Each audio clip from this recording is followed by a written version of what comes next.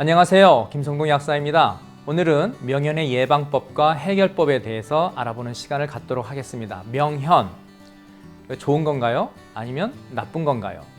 약물요법을 전공하시는 분들은 이 명현이라는 것은 없다고 말씀하시고, 또 영양요법에 대한 관심이 크신 분들은 명현 현상이 늘 일상 나타나는 현상 중에 하나다라고 말씀을 하십니다. 즉, 어떠한 좋은 방법을 몸에 적용했을 때 원하는 결과값까지 나오는 그 과정 중에 원치 않은 현상들이 생기는 것, 그런 현상을 명현이라고 하는데, 그 부분에 대해서 오늘 자세하고 확실한 근거로 말씀을 드리도록 하겠습니다.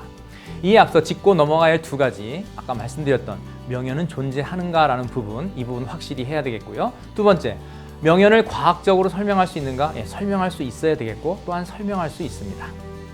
1번, 명현은 존재하는가? 존재하죠. 예를 들어 볼까요? 운동을 하고 모처럼 만에 운동을 하고 나서 젖산이 쌓여서 근육통이 느껴지는 것. 이거는 나쁜 현상인가요? 좋은 현상인가요? 근육이 자라기 위한 중간에 거쳐야 되는 필수 과정 중에 하나인 것이죠. 따라서 명현은 이렇게 존재하고 명현은 이렇게 몸에서 나타나게 됩니다. 자, 명현 현상을 과학적으로 설명할 수 있을까요? 분명하고도 충분히 설명할 수 있습니다. 세포 청소기라고 제가 말씀을 드리고 있는데, 이 세포 청소기, 영어로는 Permeability Glycoprotein, 즉 당 단백질로 이루어진 펌프가 있거든요. 그 쓰임새와 용도는 뭐냐면, 세포 내에서 대사가 일어나죠. 그럼 이제 반드시 노폐물이 생길 겁니다. 그 노폐물을 세포 바깥으로 퍼내야 되는데, 바로 그 세포 바깥으로 노폐물을 퍼내는 작용을 하는 당 단백질을 우리가 세포 청소기라고 명명할 수 있겠습니다. 인체 세포에서 이렇게 대사가 활발히 일어나는 곳에 반드시 저러한 세포 외로 세포 내부의 노폐물을 바깥으로 퍼내는 청소기가 달려 있거든요. 이거는 박테리아에도 달려 있어요. 그래서 박테리아가 항생제에 대한 내성을 갖는 원인이, 이유가 바로 이 Permeability Glycoprotein입니다. 좋은 영양 성분을 먹으면 우리 세포에 들어가서 바로 좋은 역할만 할까요? 아니죠. 이제 그동안 멈춰 있었던 세포 내의 대사가 원활히 흐르면서 세포 바깥으로 노폐물이 자꾸 쏟아져 나갈 거예요.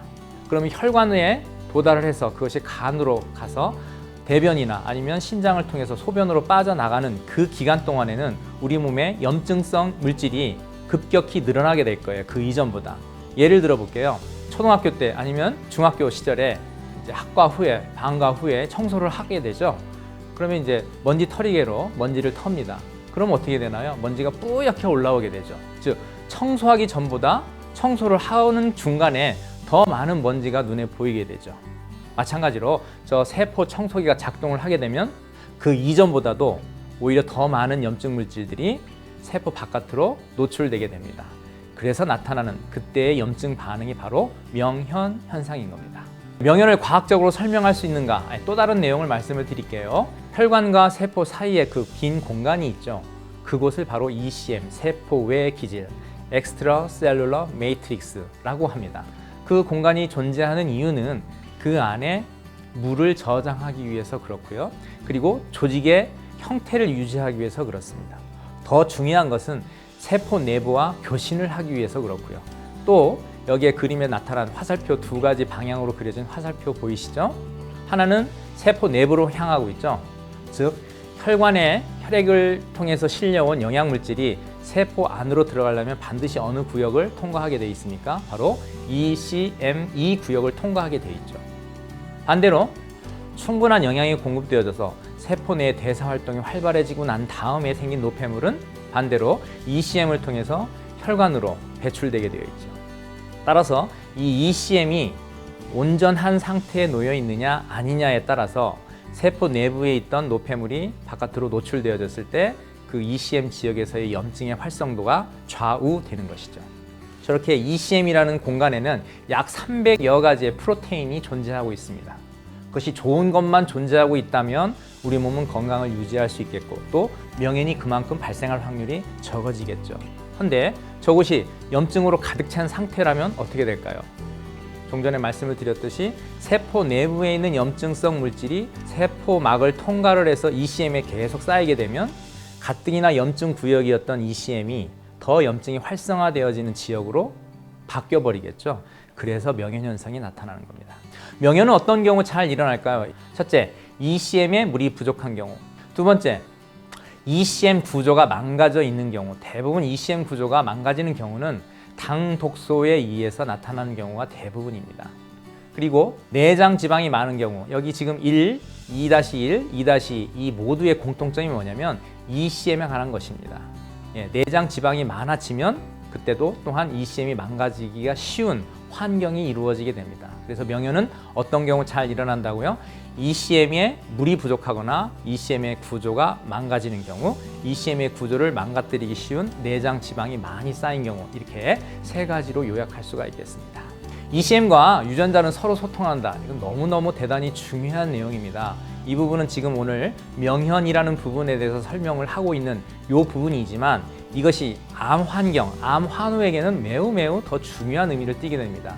지금까지 유전자에 의한 결정론, 유전자 결정론에 많은 분들이 매몰되어 있어요. 전 세계적인 석학들도 다 유전자의 돌연변이 때문에 암세포가 생긴다, 이렇게 알고 있거든요. 여러분들도 그렇게 들어왔죠? 하지만 지금 일부 영역에서 드러나고 있는 사실들은 뭐냐면 그렇지 않다예요. 오히려 유전자는 원인이 아니고 결과론이라는 것이죠. 즉, ECM의 공간에 충분히 좋은 물질로 채워져 있고 ECM의 공간이 깨끗하다면 반대로 ECM에 의해서 세포 내에 존재하고 있는 유전자가 ECM의 컨트롤을 받는다는 것이죠. 즉, ECM의 상태가 좋지 않으면 암을 유발하는 캔서 진, 암 유전자가 작동을 하게 되는 것이고, ECM의 상태가 좋다면 혹은 좋아진다면 유전자는 온전한 상태를 유지하거나 암 상태로 갔다가도 다시 원 위치 복구될 수 있다는 것이죠. 자, 명현은 어떤 경우에 일어날까요? 아까 말씀을 드렸던 부분 자세히 설명을 다시 드리도록 하겠습니다. 1번, ECM에 물이 부족한 경우라고 말씀을 드렸죠. 자, 왼쪽에 강물을 보시게 되면 맑은 강물이 흐르고 있죠. 근데 우측에 보시게 되면 바짝 말라 있어요. 자, 그러면 왼쪽에서는 정화작용이 잘 일어나겠죠. 오염물질이 좀 쏟아진다 하더라도 특별히 강을 더 오염시키지는 않을 겁니다. 근데 우측에 저렇게 말라버린 강에 만약에 누군가가 오폐수를 버린다면 어떻게 되겠습니까? 강의 오염도가 급격히 커지겠죠. 마찬가지로 아까 우리 몸에 있는 ECM, 저 강물이라고 생각하시면 되는 그 ECM에 물이 충분히 있을 때와 물이 말라 있을 때 전혀 영양물질의 섭취 후에 나타나는 반응이 다르고 명현이 일어날 가능성은 왼쪽보다는 우측인 상태, 즉 ECM에 물이 부족할 때 일어날 가능성이 많습니다.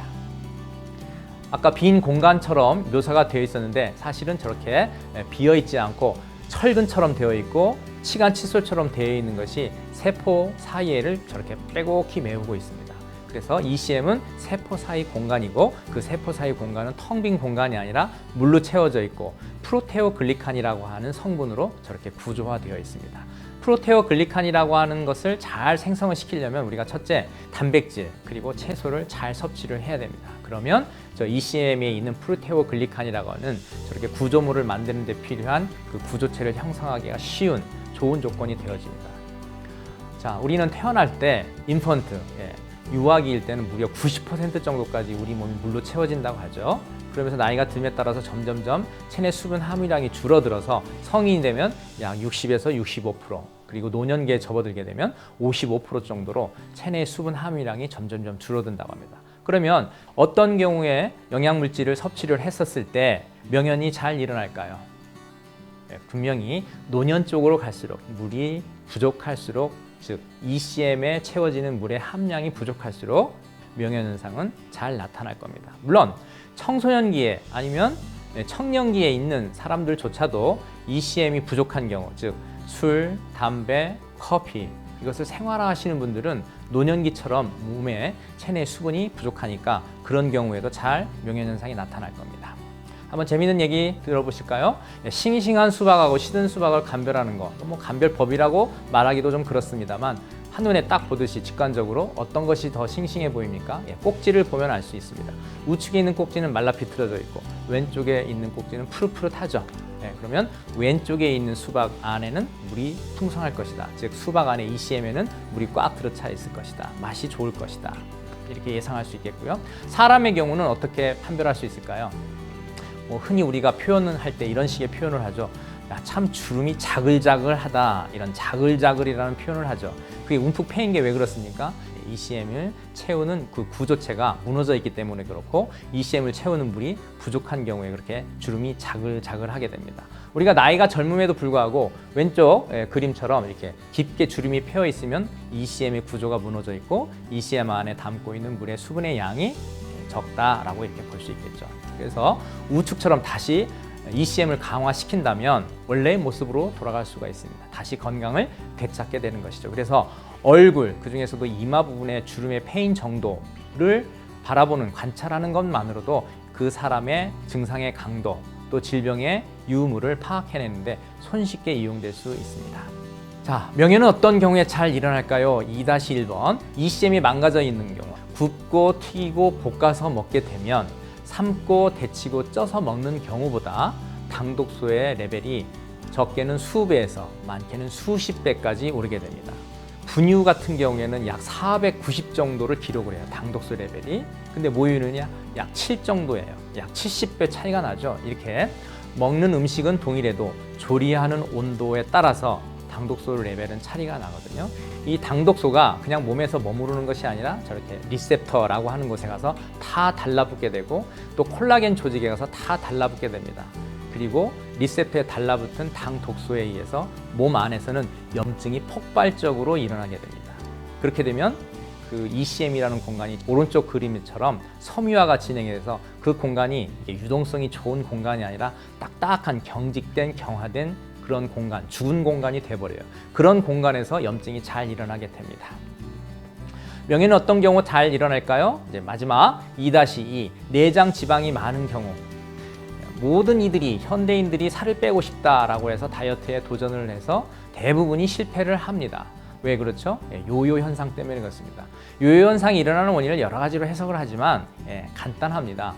물을 먹지 않은 상태에서 예전과 같이 수분 섭취가 적은 상태에서 다이어트를 시도해봐야, 즉 비싼 돈을 주고 큰 돈을 주고 좋은 영양제를 섭취해봐야 효과 잘 안 나타납니다. 이유는요, 저렇게 팻은 글라이세롤이라는 거에 패리 애시드, 지방산이 3개가 결합되어 있는 거거든요.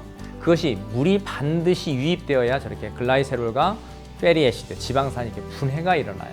근데 대부분 비만인 분들, 내장 지방이 꽉 차 있는 분들은 물을 잘 안 마셔요.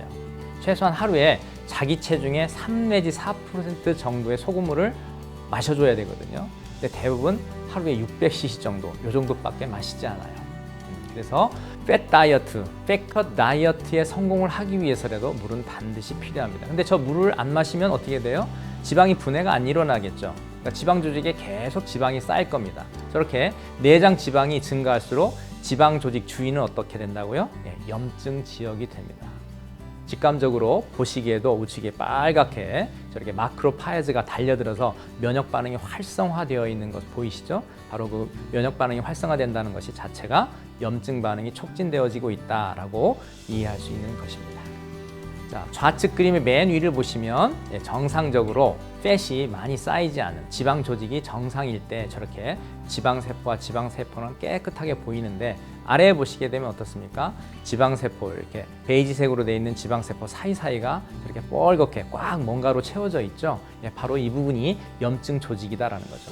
이러한 상태에 있는 분들이 좋은 식품을 먹었을 때 좋은 현상으로 바로 나타난 것이 아니라 그 중간에 저 ECM의 염증 물질이 더 많이 축적됨으로써 순간적으로 며칠간은 안 좋은 현상, 부대끼는 현상, 몸에 무리가 된다고 느끼는 그런 현상을 거치게 됩니다. 따라서 좋은 식품을 비싼 돈을 주고 구입을 하셨을 때 그 제품이 집에 도착까지 약 이틀에서 3일 정도가 소요가 된다면 그 이틀, 3일 사이에 좋은 소금물을 자기 체중의 3 내지 4%를 계속 마셔두는 거예요. 한 예를 들겠습니다. 제 약국의 3층에 치과가 있는데 그 치과의 간호사 한 분이 어느 날 퇴근 복장으로 저희 약국에 들렸어요. 약간 걱정되는 눈빛으로 저한테 이렇게 묻습니다.